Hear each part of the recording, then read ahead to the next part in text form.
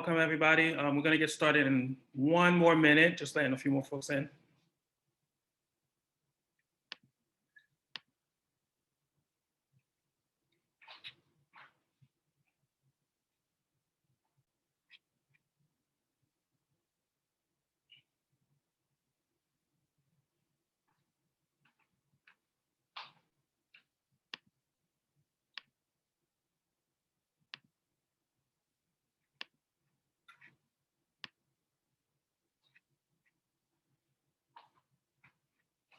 All right, if you're just joining us, welcome. We'll get started at 7:03, just letting folks get settled in, and then we'll get started.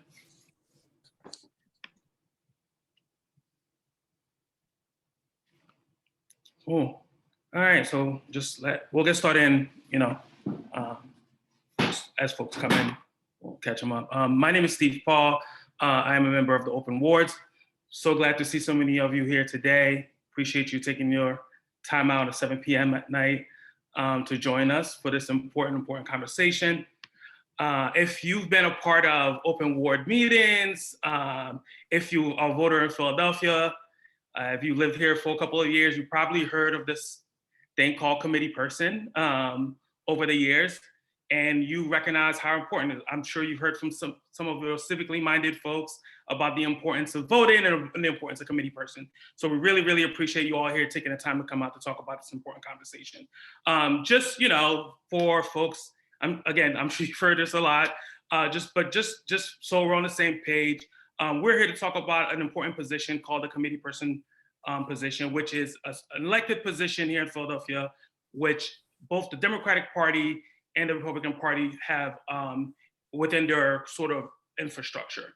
These are super, super critical positions in terms of how, voter turnout happens in our city and the heartbeat of Philadelphia's democratic process, essentially. These are the folks that are your neighbors, the closest to you, who are often reminding you to register to vote, who are often hopefully talking to you about the candidates, and who are the first people you meet when you show up to vote at the polling locations you go vote at and have any questions. These folks are elected every 4 years and are super, super, again, critical to our democratic process. We're gonna share a slide with you. We're gonna be sharing a slideshow to just really talk about the nuts and bolts of what a committee person does, how you can actually become a committee person, and then we're gonna go to some Q&A and answer some questions for you all. We have some other panelists with us today, and so I'm gonna let them introduce themselves real quickly, and then I will get to the first, and we'll start with the slideshow. I guess I will turn it over to Vanessa first, and then you can pass it to the next person. Oh, hi, everyone. So glad to see such a wonderful turnout. This evening, I'm a committee person in the 5th Ward, 5th Division, and I am also on the steering committee of Open Wards. I'll turn it over and introduce one of our panelists this evening, Marnie Jo Snyder. Thank you so much, Marnie, for joining us. I really appreciate it. Thanks, Vanessa. Hi, my name's Marnie Snyder. I'm an attorney in Center City and I practice election law. So I'm here to answer some of your questions that you might have about petitions when we go to that part of the program. And if there are follow-up questions, I will put some of my information in the chat if there's things that are, I don't know, I guess more complicated or detail oriented that we need to talk about on our own.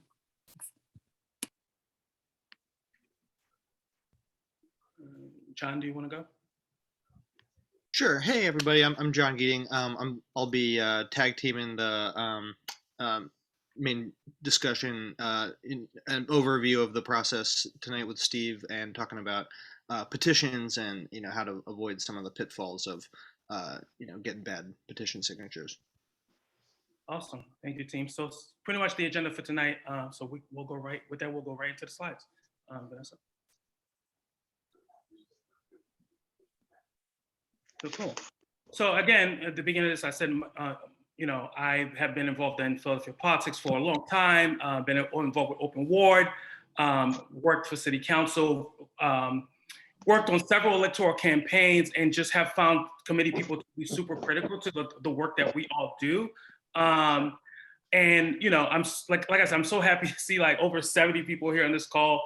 trying to figure out how to be committee person in their own divisions. And I first got elected as a committee person in 2015. Someone recruited me in Ward 17 in West Oak Lane to run, and I ended up winning that election over committee people who had been there, quite frankly, for about 40 years. I was successful in my election, of course, because my father had been in that community for the 80s, and I had been in that community for a very long time as well. And then in 2018, I was part of a coalition called Democratize Philly. A few folks on this call were also involved in that, where we recruited hundreds of people across the city to run for these positions as well. So a couple of things to know about, just in terms of like requirements to run for committee person. One, you just need to be a registered voter at the division that you wish to represent. I ran in the 17th Ward in Division 14. When I moved, I had to run in the Ward 12, Division 11. And so you just need to be a registered voter there, and you can run and be elected by your neighbors. You also have to be, in order to run for committee person, you have to be registered with the party that you want to run for. So, as a registered Democrat, I had to run as a Democratic committee person. When I ran in the 17th Ward, there were also Republican folks running for those positions as well. Like I said, committee people serve 4-year terms. So every 4 years, your neighbors get to elect new committee people. When I moved from the 17th Ward, my term, I still had a year and a half of my term.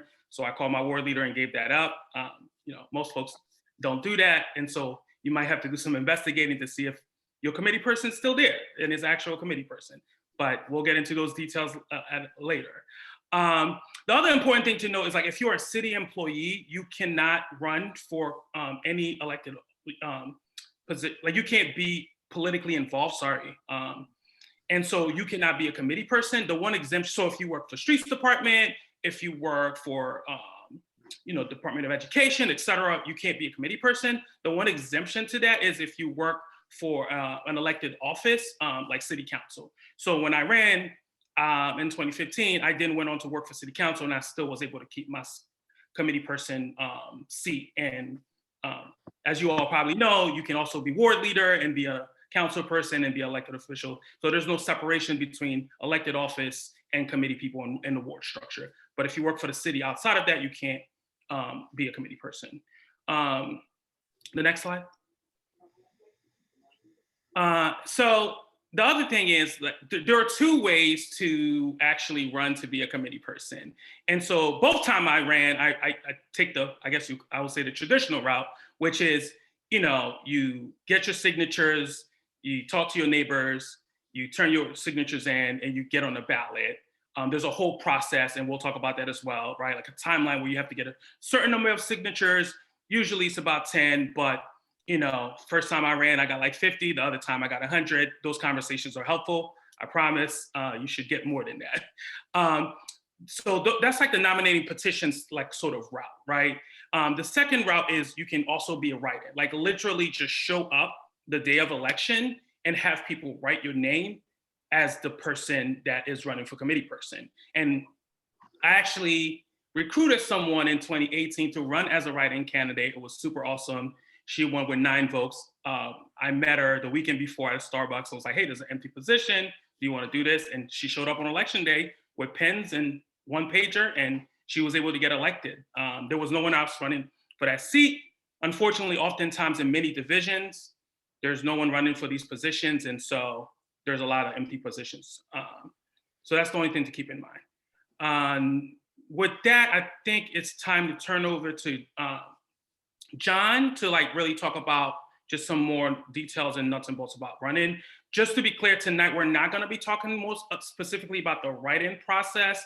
I'm sure we'll have conversations later about that, but we're going to talk about the nominating petition process because that's more involved, and there's a lot of things that could happen and a lot of variables that can come up with that process. And so that's what we're going to really focus on to help you all have the right information.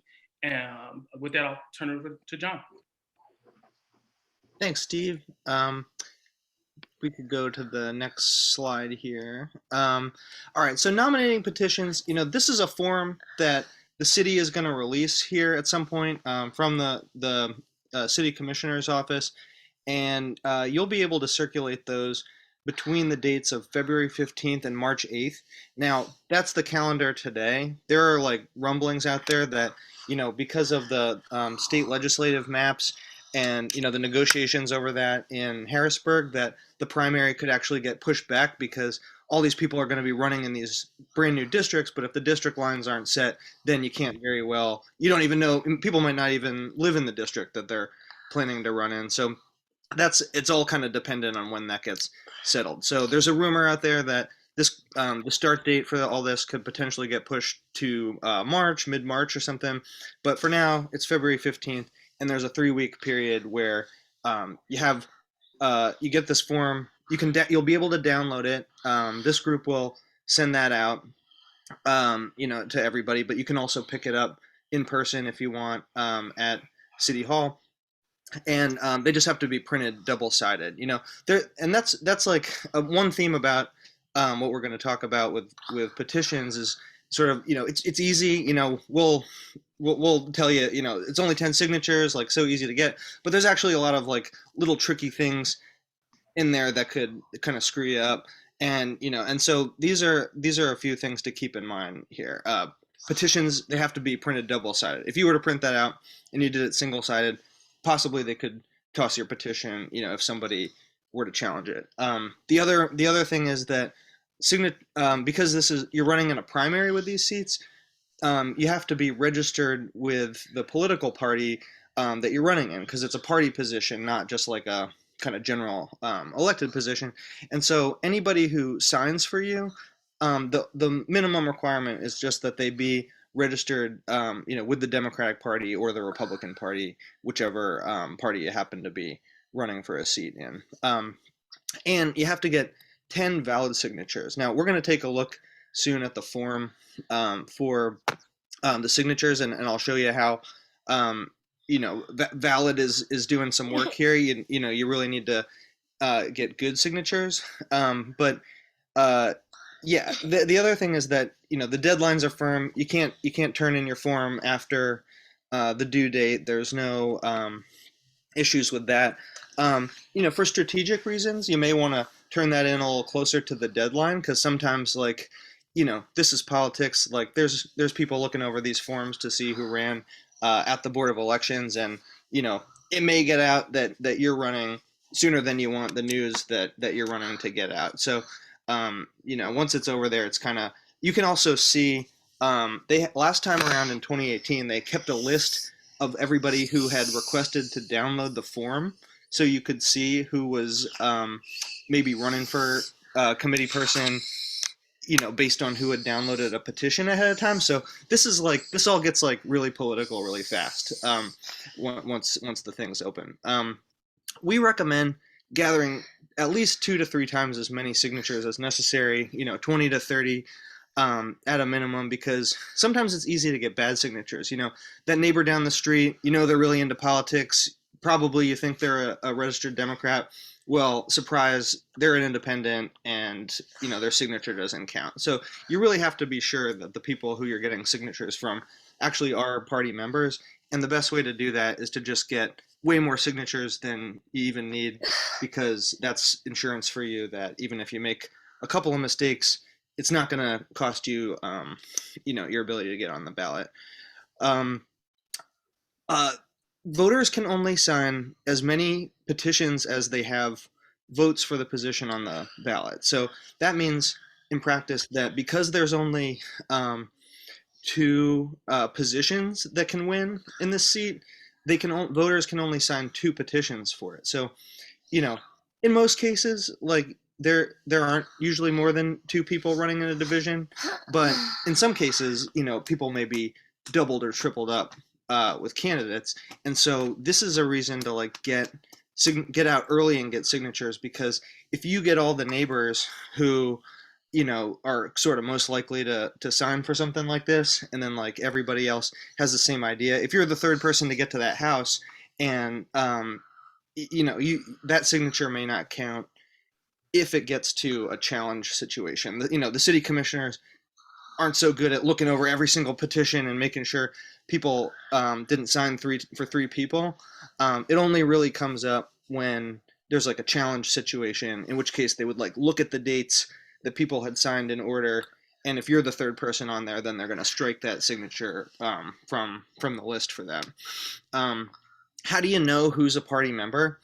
There's a couple of ways that you can do that. The city commissioner's office prints out street lists, so you can go over there, you can send them an email, you can get what's called a street list of all the registered voters in the division with the party number next to them, and a number of other info. So you can, they'll hand you like a packet for that. There's also, if anybody's heard of Voter Web, it's like a kind of 90s looking website that is pretty powerful. It's basically just the public voter file in a manipulable kind of format where you can like look up your division. And the guy who runs it, Dave Diano, is usually willing to give Democratic committee person candidates access to your division. How up to date is the information? I see a question there. His stuff gets updated as soon as what's called the Sure system gets updated at the state level. So like that's all accurate. I would say, get a street list pretty close to the date. If you're getting a physical one, get it really close to the date when petitions are about to start. That way, in case anybody registered or changed their registration at the last minute, you're going to get the most up-to-date version of that. So can we go to the next slide? John, real quick, just to see if I can clarify a couple things or expand on some things. Okay, so you've decided to run for committee person and you understand that you're getting to the petition portion of the event, right? You have to get on the ballot, and this is how you get on.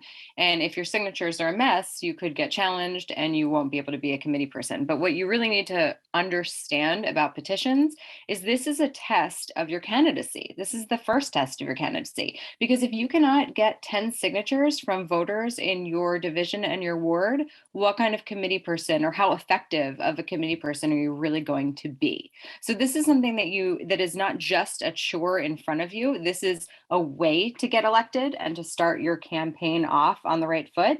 And it's your only opportunity to get on the ballot. And it's also a way of testing your skills to see if this is a position that might be good for you.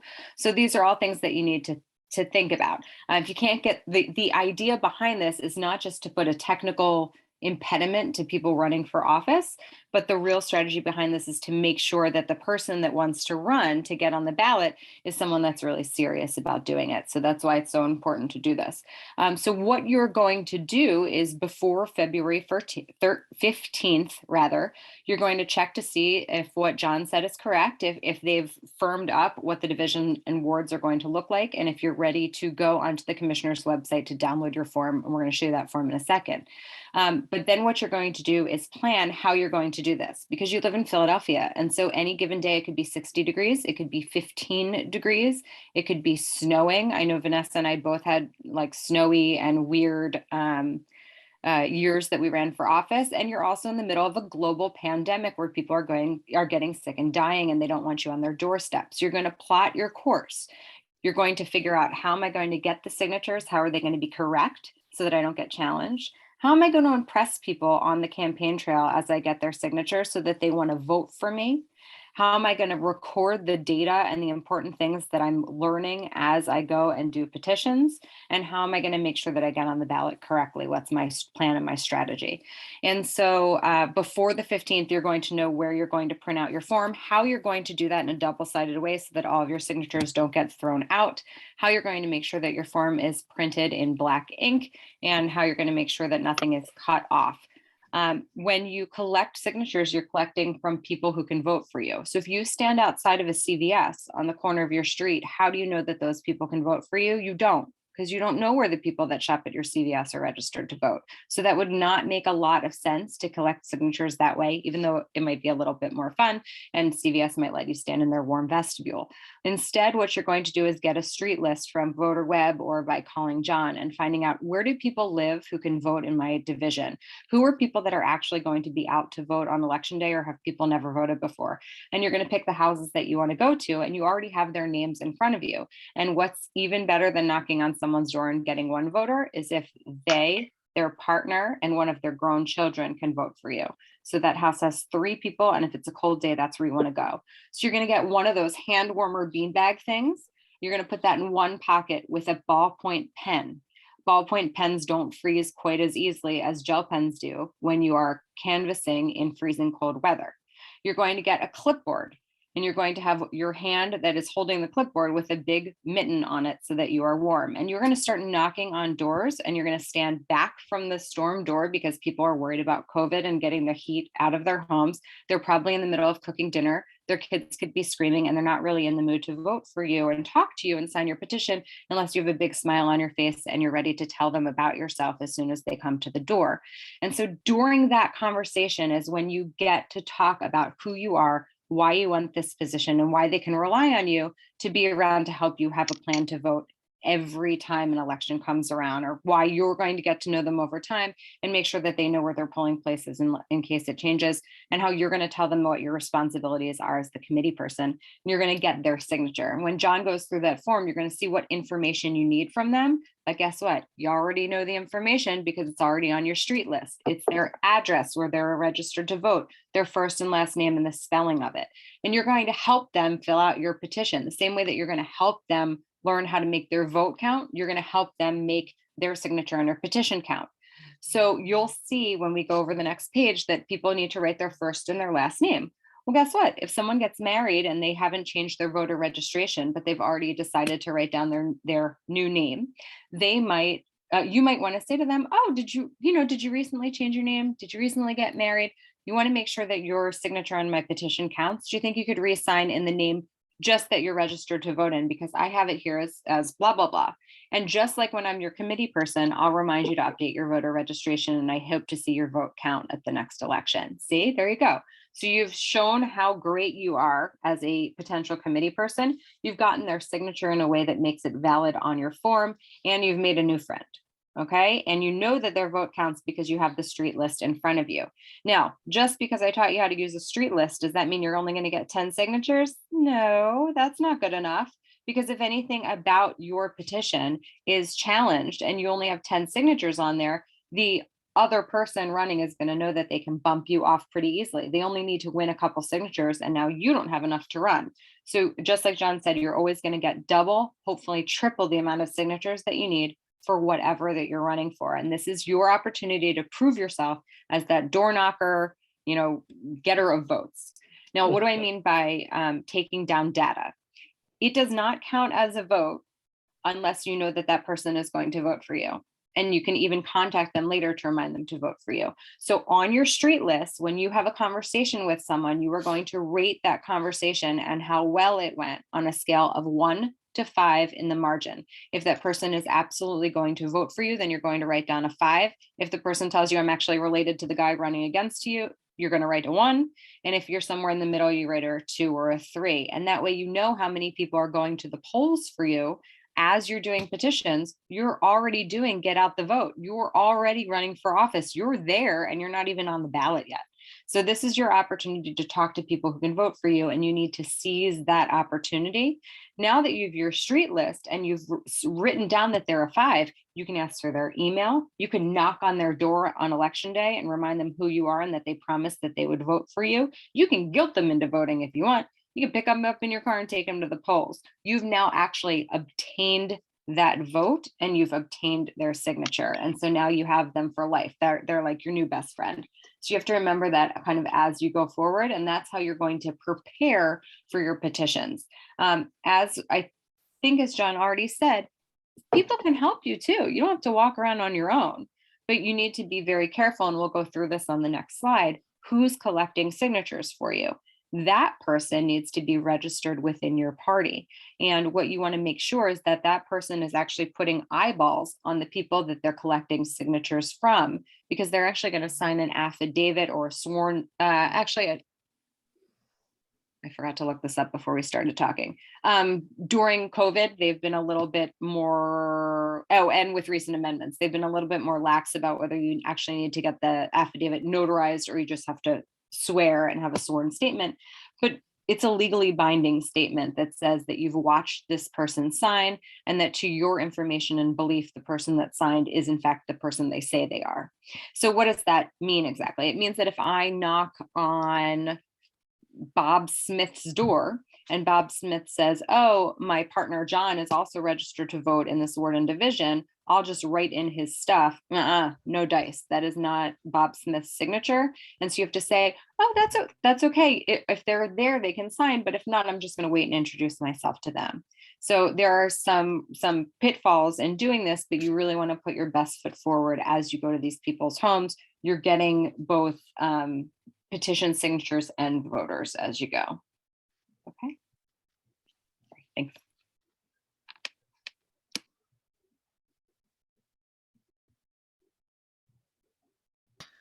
All right. Thanks, Marnie. The other thing to say about the reason to get a lot of signatures is because that's kind of the easiest conversation to have with voters. Like the asking for somebody's vote conversation, that's a little harder, but the easy conversation is like, hey, I'm trying to get on the ballot for this petition. I feel like, when we all know this, you open the door, you see somebody with a clipboard standing there, you're like, I don't know. I mean, maybe some of us are eager to talk to people like that because we're oddballs, but you need like a little bit of an icebreaker. And the best thing you could say is, hey, I'm John, I live right around the corner. That's when you start to see like the skepticism kind of fade away and people are, interested in what you're saying. You're a neighbor, you live right there. What's this person all about? And the ask you're making is an easy ask. People, they might not be sure yet if they want to vote for you, but most people are down to help somebody who bothered to knock on their door get on the ballot, right? So you want to have kind of as many of these conversations as possible. And like Marnie was saying, like, if they seem interested, then you can ask for their email, you can ask for other stuff that'll help you follow up later. But like this is the chance to like really figure out like who your first pass at the voters are. For this thing. So definitely recommend getting as many as you can with the time that you have to spend on this. Don, I'll share my pro move to get people to talk to me was always, I'm your neighbor, I'm running for office. That'll get them to usually stop. So I'm your neighbor, so they know you're maybe not a complete stranger. You live in their block or around their house, and also that you're trying to be on the ballot. That usually that pretty much will work. I think 80% of the time. 80% of the time, these are not mostly deep like policy conversations that you're getting into with people. They're excited that a neighbor is maybe running for something, and most people have not heard of this office, and so they're you have their ear about it. All right, so let's look at the petition. I'm sorry, I'm putting my face deep in the thing here in order to look. The print's kind of small. You have to put in your ward and division number. You have to put down your profession, your name, and your occupation, and your place of residence, and that's all publicly available info. Then you can. Real quick, for occupation, guys, you do not need to panic. You don't need to write the exact school that you teach at, or even where you teach, meaning which district. You're putting down like a general occupation. So I might put down attorney instead of lawyer. I don't have to write my firm. You might want to put down doctor. You don't have to write down your hospital. You can put, whatever it is.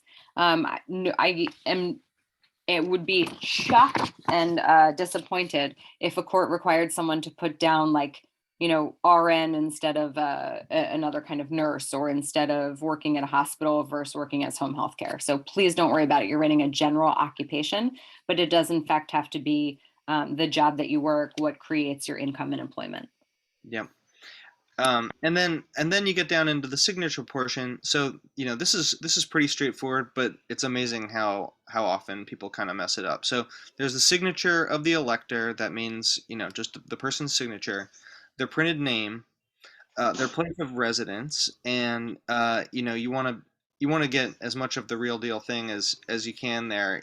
Just street number, street name, Philadelphia, PA, and your zip code. They will accept Phila. You're not getting bounced on that.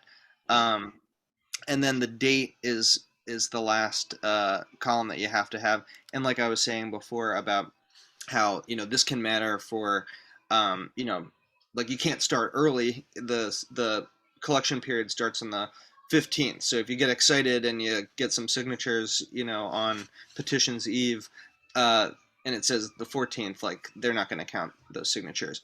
And then it really matters if there's a person who signed for 3 people. Well, the last person who that person signed for is that signature is not going to count for them because somebody already signed for 2. So that's how, in a challenge situation, they'll determine the order of things.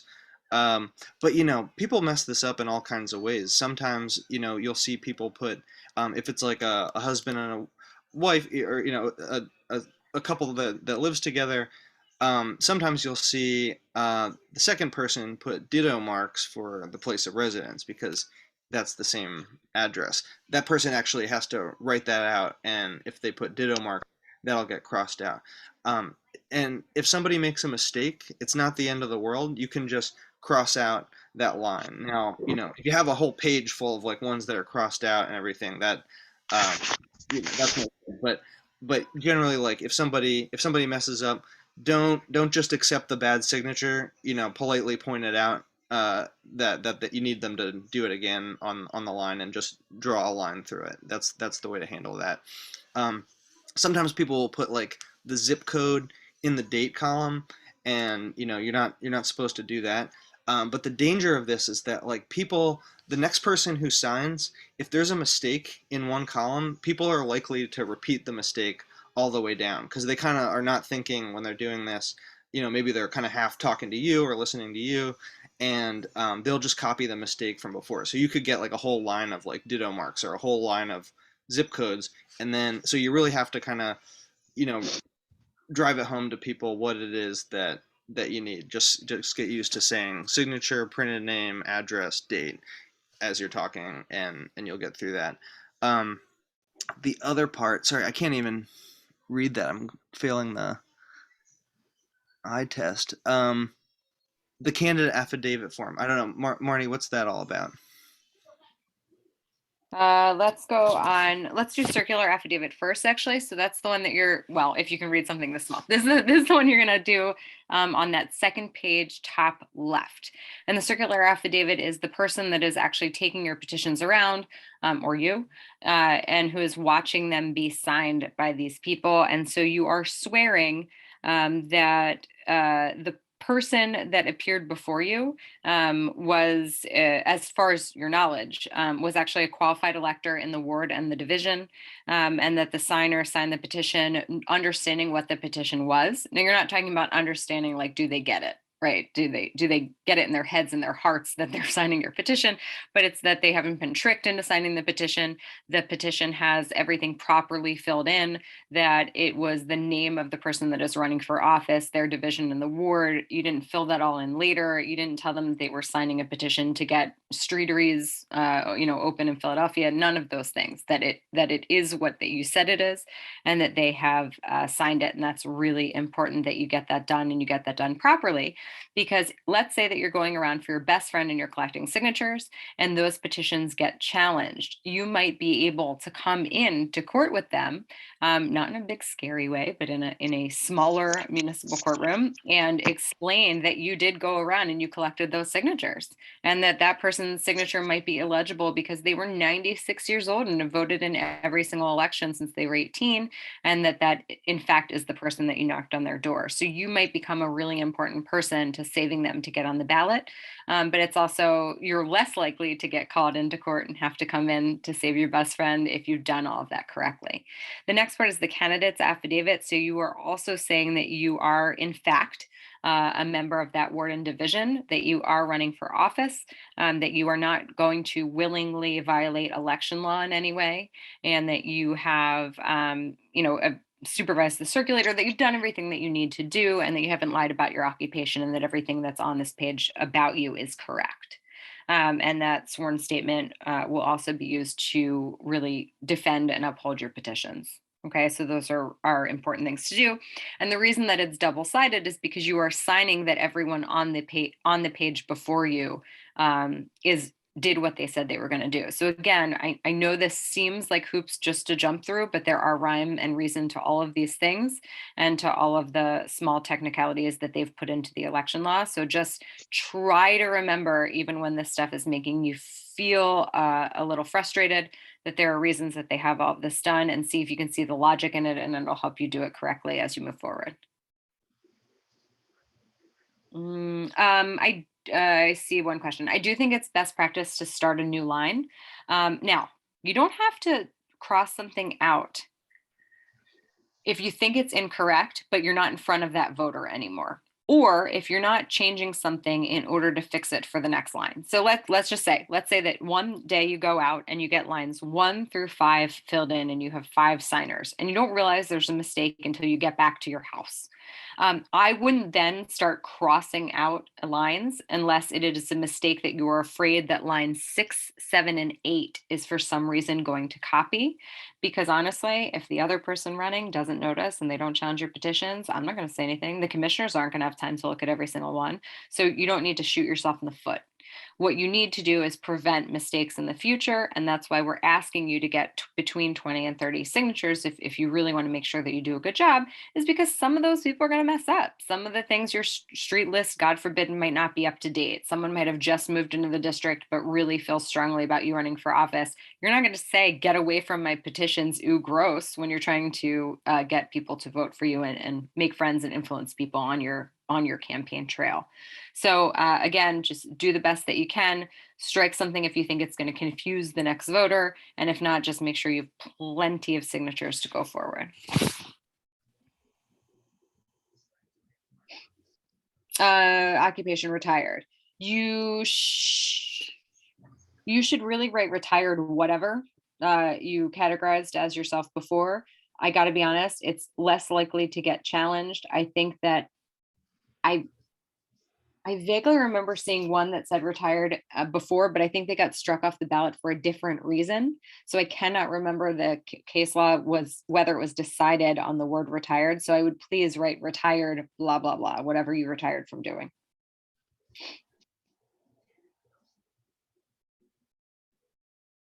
I agree. Yeah, retired budget analysis is totally fine. Stay-at-home mom, certainly a job. Write it down. What you're doing is it's transparency for the voter.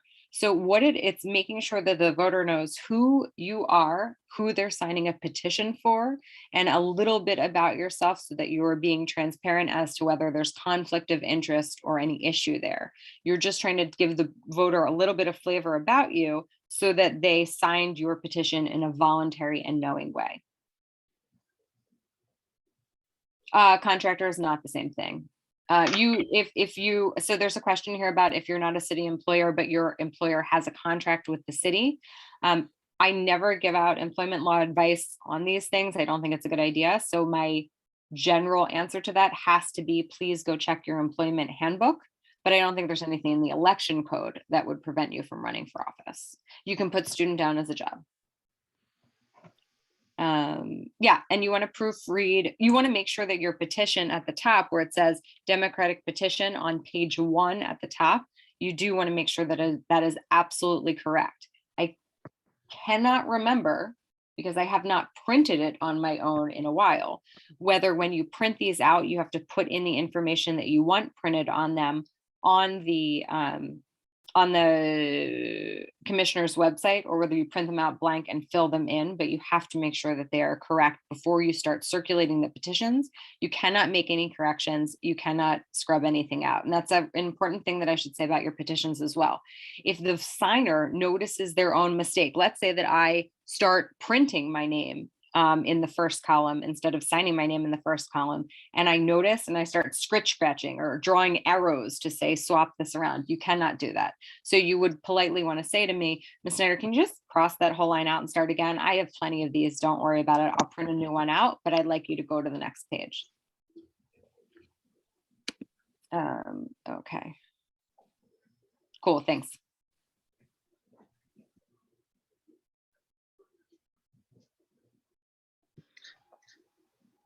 Hey Marnie, what happened with the notary requirement? Is that just for circulators? I'll look it up while you're doing it. I know that uh, it was during the pandemic that it was just a sworn statement instead of having to go get a notary. But what I can't remember is whether it was the act that changed it moving forward or whether we just did that because it was a pandemic, like panic situation. Let me look it up while you do this.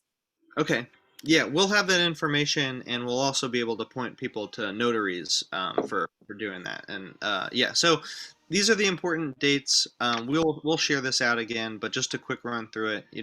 February 15th is the first day to file, circulate and file nominating petitions. Tuesday, March 8th is the last day to file by 5 p.m. On that day, you will see a line of candidates outside of City Hall. You don't want to be in that line. You should turn your stuff in, at least a few days ahead of that. That line, there's only misery in that line. Um, the last day to file petition challenges then is March 15th. So there's going to be a period where like people are going to get signatures challenged, and that'll be brought by all kinds of people. A lot of the time it's ward leaders, it's other committee people. The Democratic City Committee last time did a whole lot of this. There was like a situation in Northeast Philly where you had two kind of competing camps in a ward where like everybody was getting their stuff challenged. It was kind of a wild scene.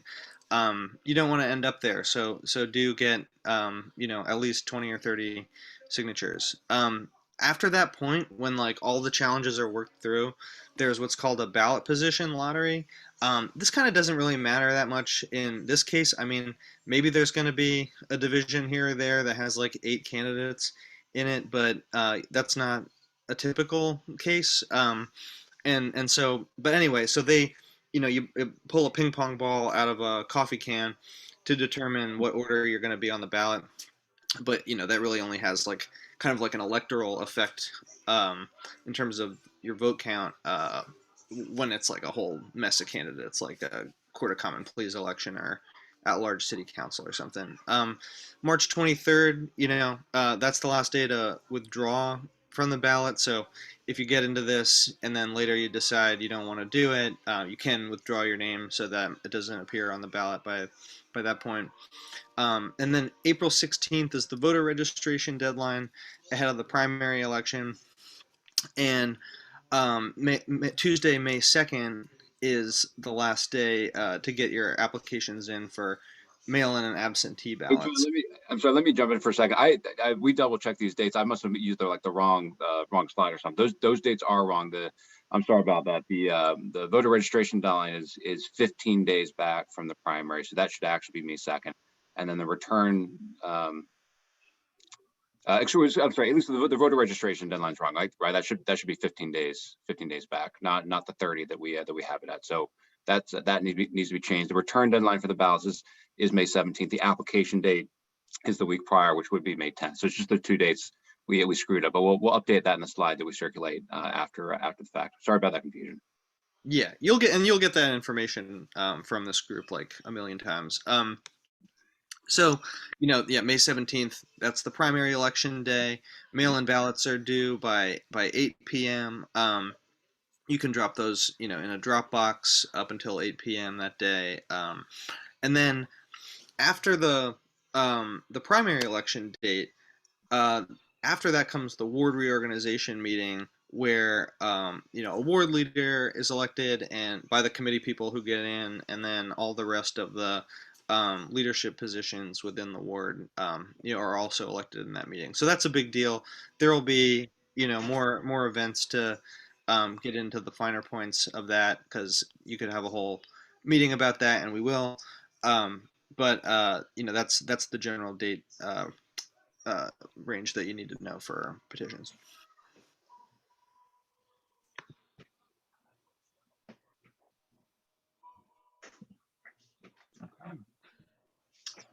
Okay, thank you, John and Marty. I really appreciate that. I think we could have about 15 minutes or so left. So I think we could open up to folks if you have questions.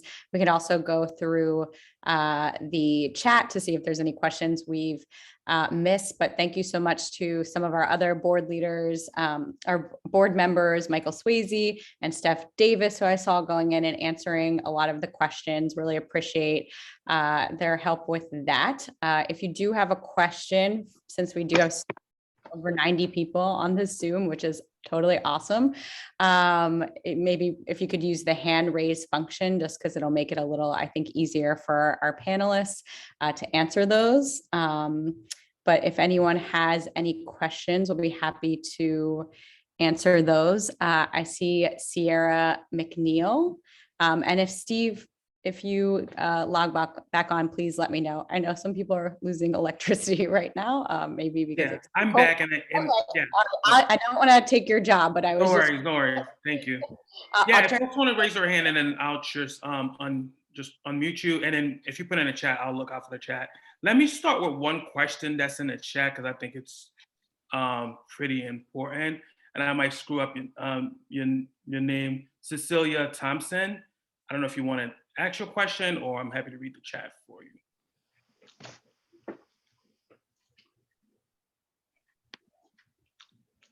I'll go ahead and read it. It says, if you need to print flyers or information, where do you get funding for paper and printer ink and whatever supplies that you need?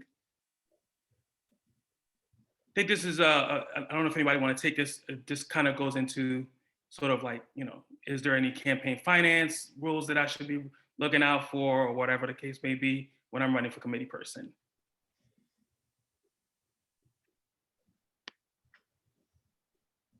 Don, do you maybe want to take that one? Sure. Sorry. Well, sorry. Can you say the question? Sure. So if I want to print out supplies to like, get information out there, buy ink, et cetera, that's all related to my committee person race. Like, where do I get funding for it? Yeah. Great question. I don't really know. A lot of people just kind of fund it themselves, but if you have like, friends or neighbors who you think might support you, I think that's like a really good ask. It's very, because it's really specific. It's like, hey, I'm trying to get some stamps to send out stuff for my committee person campaign. Like that's something that I think a neighbor would give you 10 or 15 bucks for. It kind of depends, but I'm happy to, if you want to chat more about it, I'm happy to do that. And I dropped my email in the chat. I'll do it again. Sorry about that, y'all. I was trying to get the kids situated for another few minutes. No, I was asking, as all are doing your work, how are you funded after the election? So, like if you're on a block where your block prefers flyers, do you go to your city council person to get stuff printed or your state rep to get stuff printed to give out information? Or this is just all coming out of pocket? Thanks. Take that. That's a tough question about the city council people, just because like zooming out, like this role, depending, especially like in open wards where like committee people may be voting on things, like your city council member, like if you have a great relationship with them, they know you're going to support them for re-election, they might do something like that. But like if they're not so sure about you, or they think maybe you'd support like an opponent or something, maybe they don't want to do it. So I feel like it's kind of a political question, and it depends on your circumstance. Everybody else. I'm going to go to Jennifer Mapp if you wanted to unmute yourself and ask your question. Thank you. Thank you for everyone's time tonight. I apologize if this is sort of a not intelligent question, but could you just talk about all of the responsibilities that are associated with being a member of the committee? Just so, I guess, maybe it's just for myself, we have an idea of what that entails. Anybody want to take that one? I mean, I could just say like, both times I, when I first ran for committee person, I was told that my job was to be at the polls in election day. And sort of, that's sort of like the biggest expectation, I would say, is that election day, you are out there handing out information, and the voters in the division might come to you and ask questions. But I took it, I think we encourage people to take that a step further because it's super critical, right? Like you are like sort of like the political block captain of your division. So you should be knowing when somebody move in, you register them to vote, get them to update the voter registration.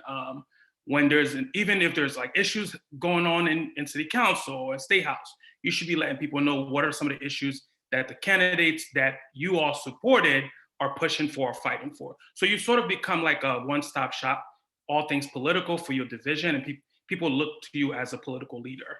So it's not just the fact that twice a year you're in front of the polls, but you're registering people to vote, you're helping them update, and you're keeping them updated with what's going on politically in terms of what the candidates are doing that they had supported. Thank you. That's really helpful. I just have a small follow-up question. So I guess there are general resources that you can access to have all of that information readily available so that you know everything that's going on with, the people in your party and like what's going on after the vote. I just didn't want to assume that, but just wanted to ask that question.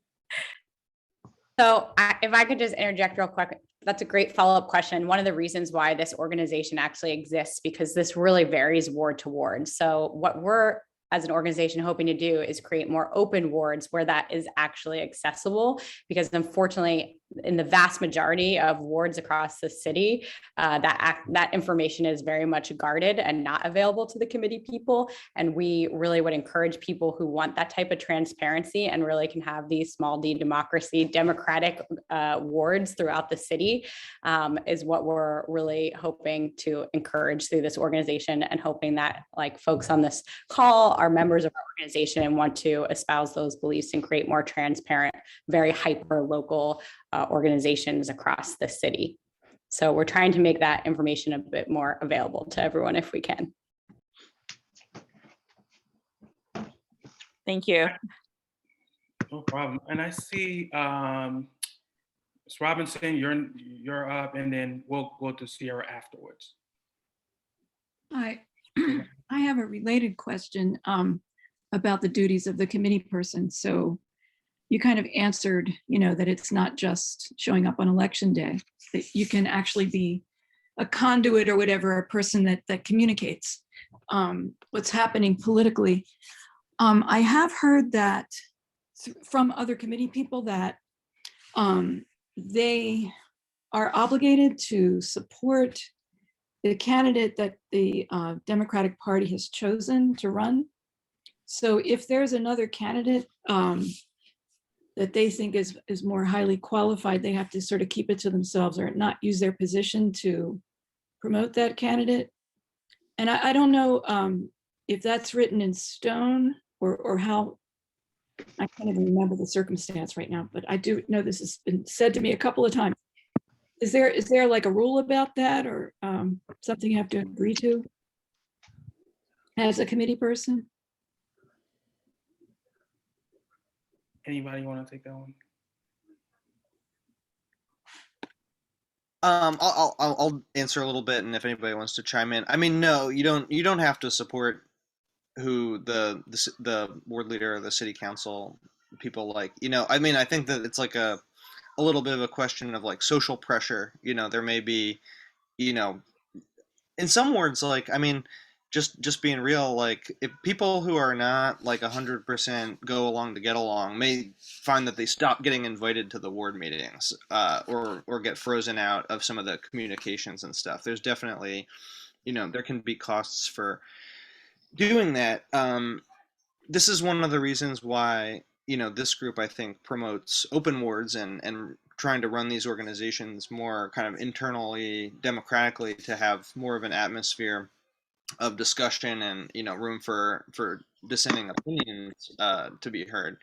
But in some places, when that's not on offer, then there can be costs, and it can be, not finding out when things are happening or kind of getting frozen out of the operations. And so, yeah, I don't know. It's kind of word by word, and we're happy to talk more about that at another time. Anybody else have any thoughts on that? John, can I jump in on that? Yeah, please. Andrew, it depends. There's a difference between the primary and the general. There is a Democratic Party bylaw in the general election that you can't support a Republican or a non-Democrat against a Democrat. It's very rarely enforced, but sometimes they pick and choose. And if it's, somebody they don't like, they might go after you. If it's somebody they don't care, they don't bother. But in a general election, you're not supposed to support somebody against the Democratic candidate. In the primary, that doesn't exist. But of course, that's kind of a ward by ward thing. If the parties endorse somebody or your ward leader is supporting somebody and you want to support somebody else, there's no bylaw about that. But that's the sort of an internal ward matter where, some ward leaders are tolerant of that and others try to freeze you out, as John was talking about. And just real quick, thanks, Andy. That for one, instance where that got applied was when Kendra Brooks was running for election in 2019, when like Democratic committee people who might have wanted to support like quote unquote, eighth Democrat or sorry, a sixth Democrat on city council functionally, because you can only elect up to 5, did get some warnings from the party and maybe even worse for having going door to door with Kendra or promoting Kendra stuff, even though it wasn't possible for a Democrat to win a 6th seat, and even though it wasn't even though a lot of party members were sort of tacitly supporting candidates like David O or Al Taubenberger, even though they're Republicans. So it's kind of like there's a lot of discretion in how that sort of gets weaponized in like a general election situation. Awesome. I'll go to Sierra if you want to go next. Yes. So my question is, I just moved into, I guess you would say my ward. And so I was asking, is there like a minimum requirement of how long you have to live in that area before you could run for a committee person? No, you just need to, once you switch your registration and you are officially able to vote in that division, you can run for a committee person. That's fine. But I would, I think would encourage like you want to get to know your neighbors as soon as possible, because I think the likelihood of sometimes you're running against folks who've been there for probably a long time. So I would encourage you like to just start to get to know your neighbors as soon as possible. But yeah, there's not a residency requirement in terms of like length of time. Okay. And then I just have one more question. I see people posting like their wards and stuff in the chat, and I think I might have mine incorrect. So I wanted to because I see people are doing like just 2 numbers, and I thought mine was like 4, so maybe I have a incorrect one. Do you have a link that we could use to find out what ward we're in? Yeah, if someone could put the Committee of 70 and the Philadelphia City Commissioner's Office both have links. If someone could put that in the chat, and you just have to put your address down, and it'll give you your ward and division. Great, thanks, Pat. And then I guess I'll go with the last question. I think we're at 8 o'clock, but Ms. White, I don't know if you wanted to go. I know you had your hand for a while.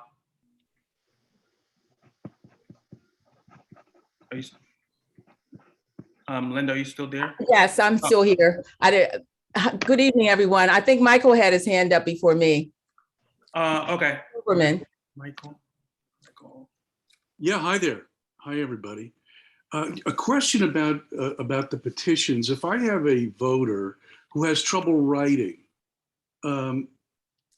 is the circulator able to print that voter's name for the voter in addition to the date of signing and the address, and just have the voter sign it, or must everything be in the voter's handwriting?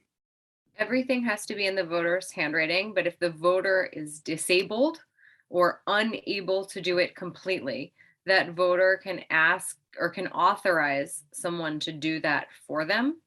The problem that you're going to run into is if the authorized person has already signed, you're going to end up with a challenge. and then you're going to end up bringing that person into court. So let's just say person has really bad arthritis, can't sign it for themselves, but their home health aide is a registered Democrat in that ward and division and willing to do that.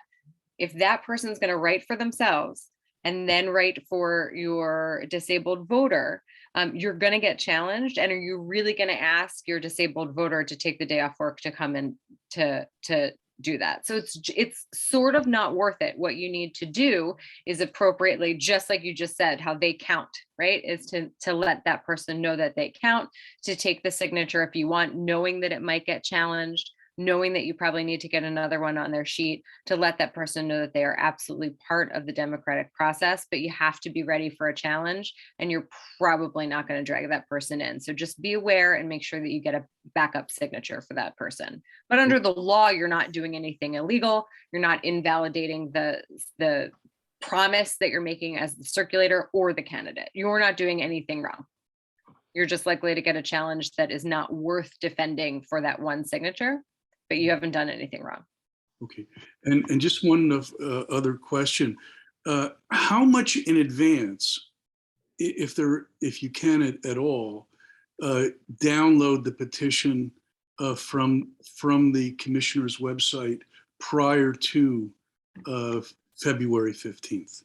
You can normally download it a little bit in advance, and I'm talking like 3-4 days, but I got to be honest, I think what John said is right, that we're not sure until everything's going to be finalized, and the commissioners aren't going to put it out twice. They're going to make sure that what they have is correct and that people are going to be able to fill it in with the knowledge that they need. So they're probably going to release them when everything's finalized. So I don't know if it'll be in advance, but luckily they do put it in a PDF version that you can print yourself now instead of having to go pick them up. So just have your printers ready all the way up until that date. I'm sorry, I don't know more. Okay, thank you. My name is Linda White, and I want to return to the question about the ward and committee persons' accountability. What, other than registering and having voting responsibilities, and thank you for your detailed description tonight, does the ward and the committee have to the community and the people that sign those petitions? Is there anything other than election-related responsibilities? Yeah, thanks for that question, Ms. White. I think on that note, we'll end it by me answering that's a perfect transition for us ending tonight. I will say, one of the reasons that we've been saying that these positions are super important, it's not just about the twice a year being in front of the polls, right? People really look to you as a community leader to inform them, not just about election, but all of the things that are important to their communities, right? These are your your connectors to political leaders, to your council person, your state reps, committee people are very critical to electing not just those local leaders, but the governor, the Senate. And as we think about 2022, the same time the committee people are going to be running, we're going to be having these important races for the US Senate, for the governor's mansion, for House of Representatives, for State House. All of these elected officials are going to be coming to the committee people. They're going to be coming to ward leaders for endorsement and promises and commitments to the community. So committee people are going to be working to elect these people, and it's the job of committee people to then, after that election, to hold these folks accountable. Obviously, we've said tonight that looks different from ward to ward, but we're hoping as a group to elect committee people who are committed to the values of an open ward, where there's a robust process to endorse candidates, to robust process to talk about the community issues, but also to actually hold all elected officials accountable. We hope to have committee people who are involved in the community and the political process all year round. People who are know what's happening in the city council, know what's happening in the state house, actually inform their neighbors. And so that's really why, this group is really committed to recruiting and helping you all make the transition, make the move to actually become committee people. So with that, I hope you all stay in touch with us. I hope you all decide, just the fact that you are on the call here tonight at 7 p.m. Tells me you're committed to this process, and you're committed to your neighbors. And so I hope you all stay in touch.